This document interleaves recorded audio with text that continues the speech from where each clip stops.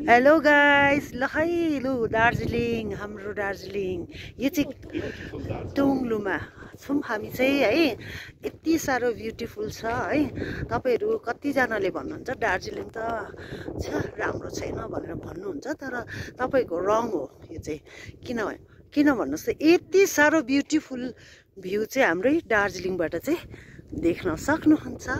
So guys हेर्नु होला हाम्रो दार्जिलिङ। यो चाहिँ हामी दार्जिलिङको टुङलु भन्नेमा छौँ है। सो हेर्नुलाई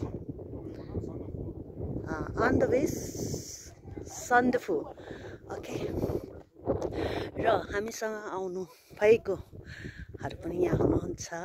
सो हेर्नु न, वाउ कति दामी, वाउ यो चाहिँ हो चाहिँ ब्युटिफुल कञ्चनजङ्घा नियरेस्ट हामी यहाँबाट देख्न सक्छौँ है टुङलुबाट।